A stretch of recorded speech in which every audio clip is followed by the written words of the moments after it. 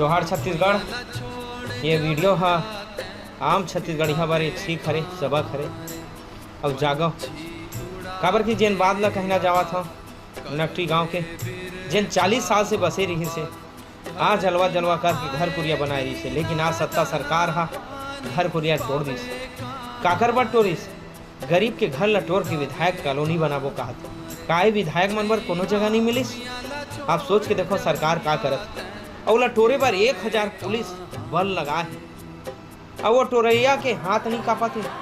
अब पुलिस वाला मन के घलो अंतरात्मा कैसे वो टोरे बर शांत देवत है। नियम कानून अपन जगह है, लेकिन मानवता के भाव से सोचा आज छत्तीसगढ़िया का स्थिति करत है। छत्तीसगढ़ में आए पानी बादर के दिन में घर कुरियल तोड़ा थे उजाड़ा थे और एमा भाजपा के 54 विधायक है छत्तीसगढ़ में, कांग्रेस के 35 विधायक है, एक अन्य 90 विधायक है, एको झंझा के नहीं गए।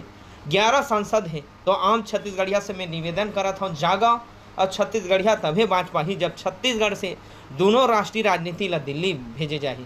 और यहाँ राजनीति वाला बात नहीं है, लेकिन दोनों सरकार हा राजनीति कर करके छत्तीसगढ़िया माला बर्बाद करते। तो आम जनता राजनीति करना सीख जाओ और झारा नीमगा छत्तीसगढ़िया के सेवा पर जोहार छत्तीसगढ़ पार्टी लगातार बूता करत है बचावत है।